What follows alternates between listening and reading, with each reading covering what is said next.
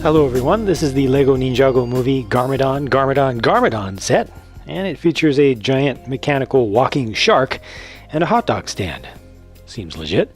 The Mecha Lodon is of course much smaller, as you would expect, than it is in the movie. That one was a rather large model that would have been prohibitively expensive to try to actually sell, but I do feel like they did a very good job of scaling it down to a reasonable purchasable size and still holding on to all the major things of how it looks, the overall shape, the color scheme, I think the expression of the face there, and the very explicitly mechanical nature of the whole thing. There's a lot of exposed Technic stuff that we'll look at down here in the leg area, but it's decently smooth up top. I actually really like the shaping of the face and the mouth.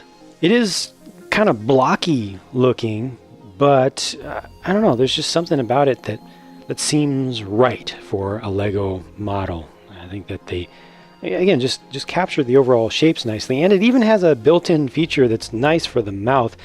Back here on either side is a large gear, and you can just turn that up and down to make the mouth open and close. It even has a satisfactory snapping jaw sound. I like that. The only thing that I don't like here is that there isn't any hollow in the mouth whatsoever, so if you want to try to bite a figure with it, it's just going to kind of sit there. It will work, but it doesn't really grab it, and it's not able to swallow onto it, so it's just able to kind of hold on to something. But the mechanism is nice. I like being able to pose it in different ways, and it's just very satisfying to just do that.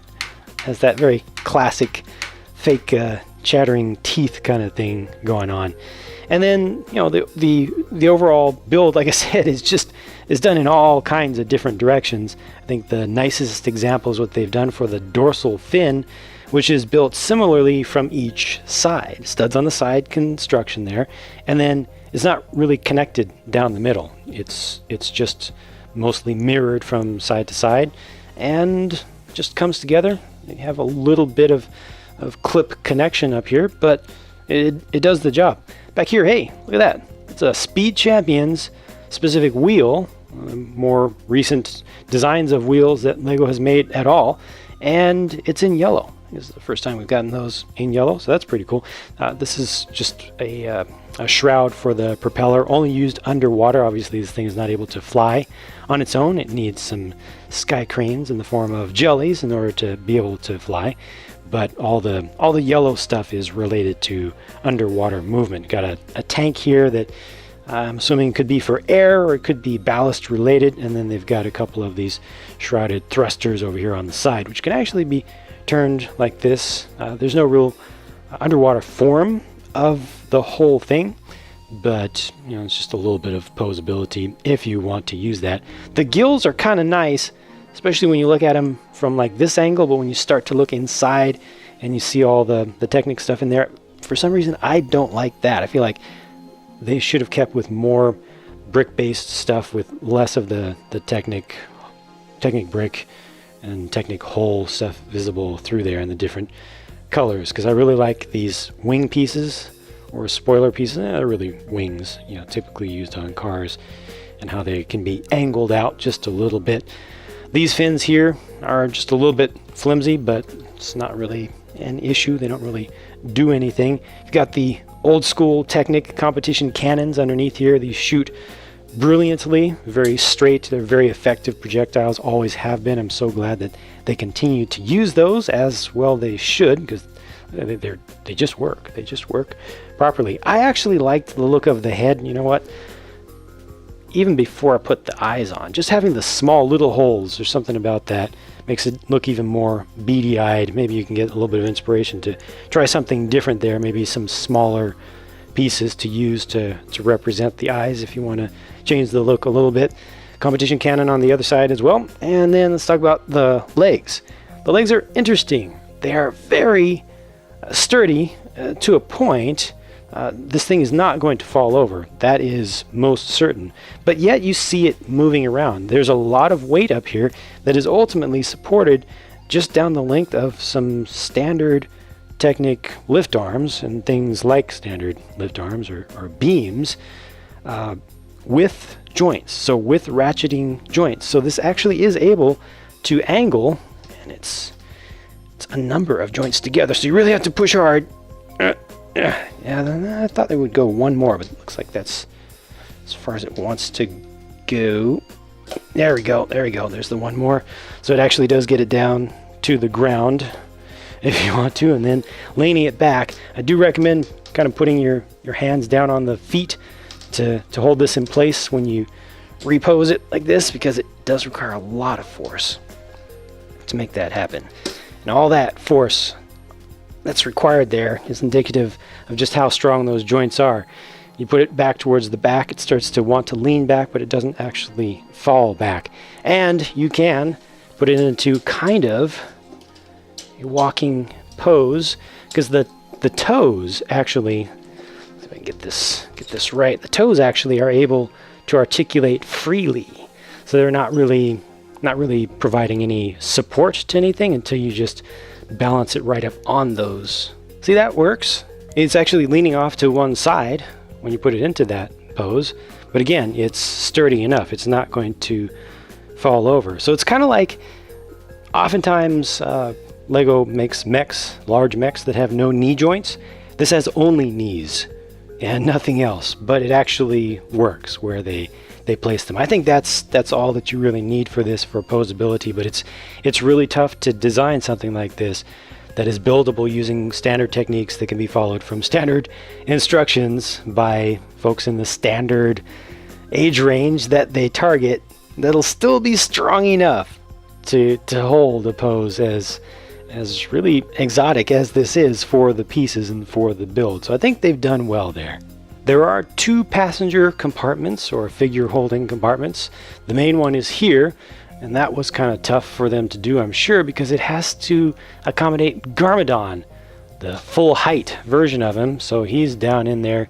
He's sitting down right now, not attached with any studs, which is a good thing, so you don't have to worry about losing his legs. But he also has an alternate platform where he can stand, where he can be looking up. So you can have him just looking forward, or you could also turn him to the side. There's enough room there.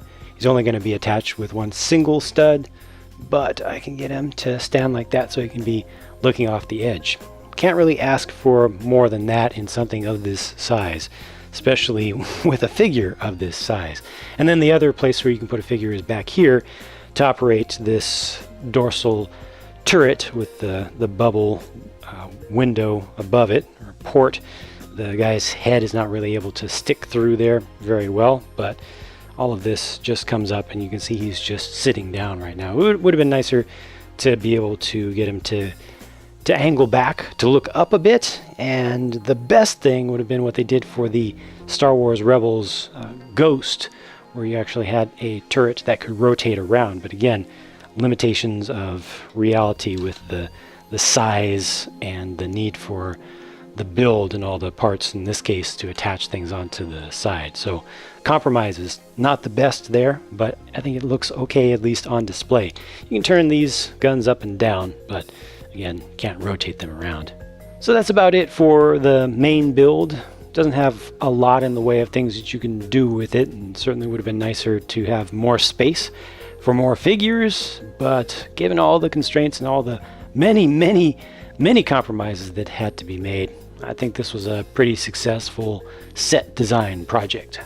The set comes with Lloyd in full green ninja gear on the left with his newer style of sword. In the center is a named regular citizen of Ninjago City. She is Nancy, with the brand new M-Tron fan tee beneath her blue hoodie that she's got on there. A really nice print, although unnecessarily female specific. Would have been nice to be able to make male M-Tron fan figures from this, but oh well. Also has the new head there with the face that has the headgear on it.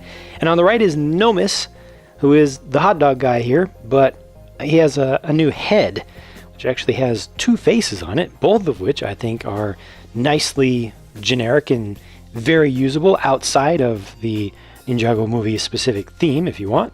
In fact, all 3 of the figures have alternate faces, which is always a great thing, as long as they're not exposed from the back, which none of these are when you don't want them to be. Really nice print on the back of Nancy's torso as well, a good level of detail and a little bit of depth there as well. And I appreciate the plain tan torso even for Nomus over on the far right, you know, for folks who just want to make monofigs or just use that as something very generic. I think it works out well, and as do all 6 of these faces, I think. On the antagonist side, of course, there's Garmadon in full evil overlord form. In the middle is a named henchman, that is Frank, and on the far right is Hammerhead, or a Hammerhead, who wields the Mjolnir fish. These are pretty normal for the theme. If you don't have any extra henchmen, you know, it's nice to get more. If you don't have a Garmadon yet, or if you only have one of the more civilian versions of them or specialized versions of them, then of course it's good to get the full kind of standard, you know, darkest form of him, the most evil form of him. And the Hammerhead figure does have the 2-piece setup for the gear there, where the headpiece is its own thing, and then you get the gunmetal gray colored air tanks that are separate, as opposed to some of these that are actually combined. Now, nobody here has an alternate face, not even Garmadon, but there's a clearer look at the faces without anything obscuring them, and there's of course just a little bit more print on Garmadon's lower torso, his normal regular shaped torso. And here's the Hot Noodle Dog cart, which I think is one of the more useful and better designed hot dog carts that LEGO has done. And in order to pull that off, they had to make it larger than most hot dog stands that they've done. So it's a full 4-stud wide build for the base of it, and extends out a little bit more from that. But I like how it has all the covered area that's still accessible. You can kind of see the grill top in there, a couple of condiments. Maybe you could turn those towards the back if you want. Got a little lantern here, just a small counter table there. The build for the Hot Noodle Dog itself uses stickers for the decorations. Not the best shape here. I wish this was concave rather than 2 convex pieces. Almost looks like a cut heart-shaped pancake or something like that from the side. That's mirrored across. There's your noodles on the sticker up top.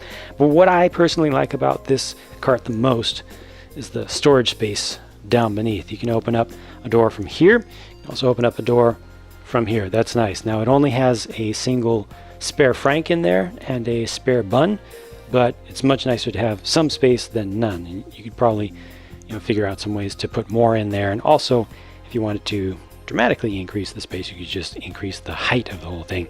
You can even take off the wheels and double the height of the storage compartment with some extra pieces, a couple extra doors or something.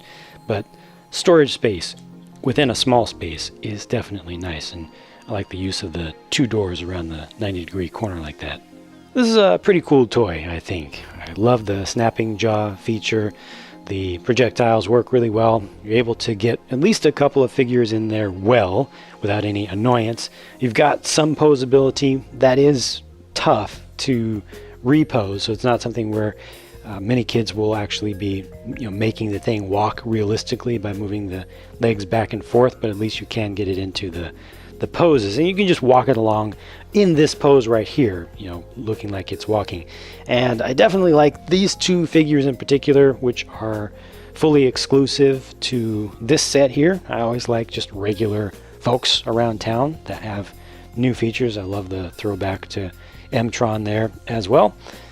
And yeah, could have used more of everything, but I realized that would have required a higher price, you know, being able to have enough space to put troops inside of there, having enough space to have a rotating turret, having enough space to be able to eat people, actually, you know, swallow whole figures or something. Would have required making everything much larger, because all that space inside the head is used up by this very tall passenger compartment, or driver compartment, control compartment, I guess, captain's compartment, what would you call that, for a Garmadon there. So again, it's all about constraints and limitations, and at the same time keeping the price somewhat reasonable, keeping the build easy enough for younger kids. It's no easy task. It's a lot harder, for example, than making a custom mock build. That's Garmadon, Garmadon, Garmadon.